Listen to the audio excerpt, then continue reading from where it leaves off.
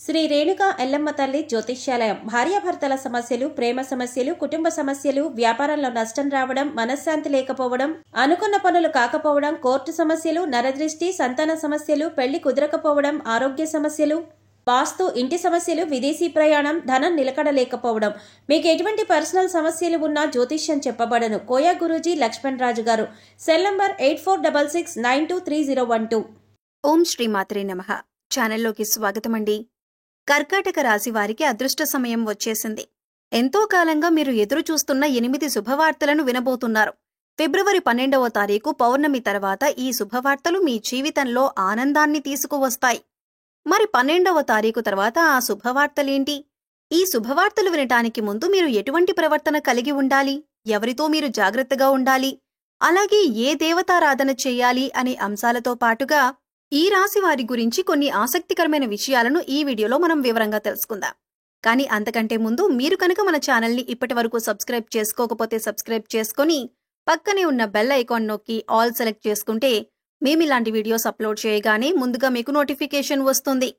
అలాగే వీడియోని ఎక్కడా కూడా స్కిప్ చేయకుండా చివరి వరకు చూస్తేనే మేమేం చెబుతున్నామో మీకు పూర్తిగా అర్థమవుతుంది. మిగిలిన రాసులన్నింటికంటే కూడా ఈ రాశి వారిని చాలా ప్రత్యేకమైన వారుగా జ్యోతిష్య శాస్త్రంలో చెప్పబడింది. మరి ఈ రాశివారు ఎందుకంత ప్రత్యేకమంటే వీరికున్నటువంటి సహాయం చేసే గుణం, కార్యదీక్షత, కార్యదక్షత, సంయమన పాలన వంటి అనేక అంశాలను కలిగి ఉండటం వల్ల ఈ రాశివారు అందరికంటే ప్రత్యేకమైన వారుగా చెప్పవచ్చు.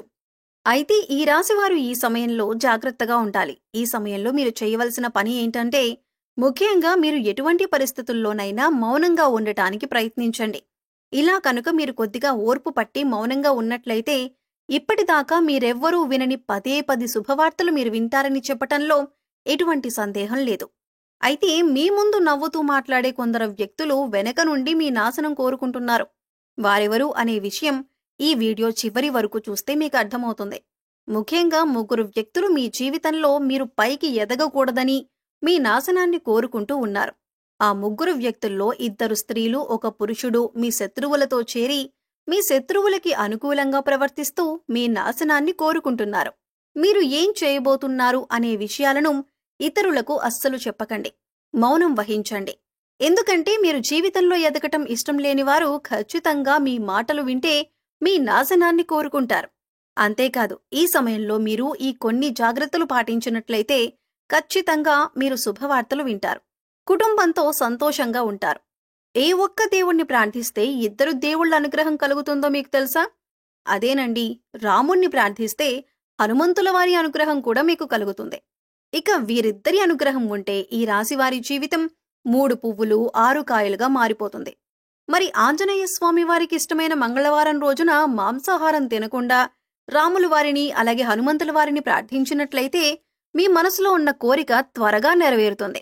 అంతేకాదు ఇలా చేయటం వల్ల రాముల వారు అలాగే హనుమంతుల వారి అనుగ్రహం కూడా మీపై పరిపూర్ణంగా ఉంటుంది అని చెప్పటంలో ఎలాంటి సందేహం లేదు. ఈ రాశిలో చాలామంది శనిదోషాలతో బాధపడేవారు. అంటే ఏలినాటి శని, అర్ధమ శని, అర్ధాష్టమ శని, ఇలా అనేక రకాలుగా శనితో కలిగే ఇటువంటి దోషాల నుంచి బయటపడాలి అంటే మంగళవారం నాడు ఆంజనేయ స్వామి వారిని విశేషంగా పూజించాలి. మరి ఇటువంటి పూజ చేసేటప్పుడు మాంసాహారం తినకుండా చేస్తే విశేషమైన ఫలితాన్ని పొందుతారని పండితులు చెబుతున్నారు. ముఖ్యంగా ఉదయాన్నే అంటే భోజనం చేయటానికి ముందే పూజ ముగించుకుంటే మంచిదని తెలియజేస్తున్నారు. అయితే ఈ వీడియోని మీరు చివరి వరకు చూస్తేనే మీరు చేయకూడని తప్పులతో పాటుగా ఏ వ్యక్తులతో మీరు దూరంగా ఉండాలి అనే అంశాలు మీకు వివరంగా తెలుస్తాయి. అలాగే వీడియో నచ్చితే లైక్ చేసి మన ఛానల్ని సబ్స్క్రైబ్ చేసుకోవడం మర్చిపోకండి. ఇక రెండవ తప్పు మీరు చేయకూడనిది ఏంటి అంటే మీరు కోపాన్ని అదుపులో ఉంచుకోవాలి. అలాగే కోపంలో ఉన్నప్పుడు ఎదుటివారిని ఎంత మాట పడితే అంత మాట అనకూడదు. అలాగే ఎదుటివారిని దూషించకూడదు. ముఖ్యంగా మీ దగ్గర లేని వ్యక్తి గురించి ఎదుటివారితో నెగిటివ్గా చెప్పకూడదు. అలాగే వాడకూడని పదాలు వాడుతూ ఎదుటివారిని దూషించటం కూడా మానుకోవాలి. ఎప్పుడైతే మీరు వాడకూడని పదాలు వాడతారో అది ఇంట్లో కానీ, మీరు పనిచేసే సంస్థలో కానీ, ఇరుగు పొరుగు వారితో కానీ ఎక్కడైనా సరే ఇటువంటి పదాలు వాడినప్పుడు లక్ష్మీదేవికి ఆగ్రహం కలుగుతుంది. మిమ్మల్ని వదిలి వెళ్లిపోతుంది. అప్పుడు మీరు పేదరికం అనుభవించవలసి వస్తుంది. ప్రత్యేకించి ఈ సమయంలో మౌనంగా ఉండాలి. ఈ జాగ్రత్తలు తీసుకుంటే కనుక ఈ రాశివారు ఈ సమయంలో శుభవార్తలను ఖచ్చితంగా వింటారు. మీరనుకున్న పనుల్లో విజయాన్ని కూడా సాధిస్తారు. మిమ్మల్ని ఎవరైనా రెచ్చగొట్టినా సరే, అనకూడని మాటలని మిమ్మల్ని ఆవేశపరిచినా కూడా మీరు ఈ సమయంలో మౌనంగా ఉండటం వల్ల అనేక ప్రయోజనాలను పొందుతారు అనటంలో ఎలాంటి సందేహం లేదు. కొద్దిగా ఓర్పు వహించినట్లయితే కనుక జీవితంలో మీరు శుభవార్తలను వింటారు. అంతేకాదు, మీరు జాగ్రత్తగా ఉండవలసిన ఇంకొక అంశం ఏమిటంటే, అందరినీ నమ్మి మీరు డబ్బుగా అప్పు ఇచ్చినట్లయితే కనుక మీకు డబ్బు తిరిగి వచ్చే అవకాశాలు చాలా తక్కువగా ఉంటాయి. ఈ విషయాన్ని మీరు గమనించాలి. ఎందుకంటే ఎవరిని పడితే వారిని నమ్మి డబ్బు ఇచ్చినట్లయితే మీ అవసరాలకు డబ్బు లేక మీరు చివరికి ఇబ్బంది పడవలసి వస్తుంది. మనకి ఉన్నంతలో దానం చేయటం, హెల్ప్ చేయటం తప్పు కాదు. కాకపోతే మనం చెయ్యలేని సహాయాన్ని కూడా మీ భుజాల మీద వేసుకుని చేయటం వల్ల మీరు చిక్కుల్లో పడే అవకాశం ఉంటుంది. ఈ విషయాన్ని మీరు గమనించాలి. ఇక ఆర్ అనే అక్షరంతో పేరు మొదలయ్యేవారు ఎవరైనా ఉంటే అటువంటి వ్యక్తుల వల్ల మీ జీవితంలో కష్టాలు అధికంగా వస్తాయి. కాబట్టి అటువంటి వ్యక్తులు ఎవరో మీరు పరిశీలించి వారికి దూరంగా ఉండటం మంచిది. అలాగే కష్టాల్లో ఉన్నవారికి మీకు వీలైనంతగా సహాయం చేయటం వల్ల మీరు అదృష్టాన్ని పొందవచ్చు. అంతేకాదు, ఈ రాశివారు ఎవరైనా మంచి పొజిషన్కి తీసుకువెళ్లాలి అనుకుంటే అలా చేసే శక్తి ఈ రాశివారికి ఉంటుంది. వీరికున్న పలుకుబడిని ఉపయోగించి వీరికి కావలసిన వాళ్లని అందలమెక్కించగలుగుతారు. వీరెవరినీ కూడా గుడ్డిగా నమ్మకూడదు. మీకు ఏదైనా కష్టం వచ్చినా ఎదుటి వారితో చెప్పటం కంటే కూడా ఆ దేవుడి వద్ద చెప్పుకోవటం అనేది చాలా మంచిది. అంతేకాదు, ఒక రకంగా దేవుడి దగ్గర చెప్పుకోవటం వల్ల మీ కష్టాలను దేవుడు విని వెంటనే తీరుస్తాడు.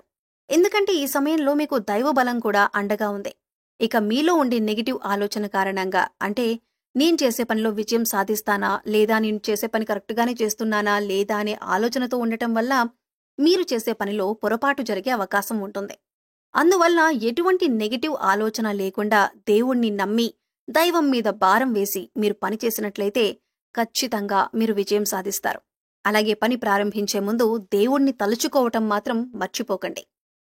పి ఇంకా ఎస్ అనే అక్షరాలతో పేర్లు మొదలయ్యే స్త్రీలతో మీరు చాలా జాగ్రత్తగా ఉండాలి. వారిని నమ్మి అన్ని విషయాలను వారితో చర్చించకూడదు. అంతేకాదు, వారికి ఎంత దూరంగా ఉంటారో మీకంత మేలు జరుగుతుంది. అలాగే ఆర్ అనే అక్షరంతో పేరు మొదలయ్యే మగవారితో కూడా ఈ రాశివారు దూరంగా ఉండాలి.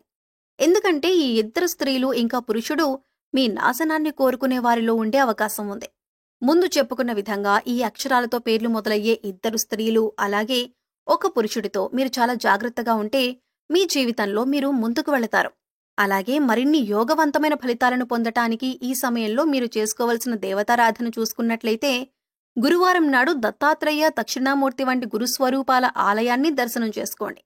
మాస శివరాత్రి రోజున శివుడికి అభిషేకం చేయించుకోండి.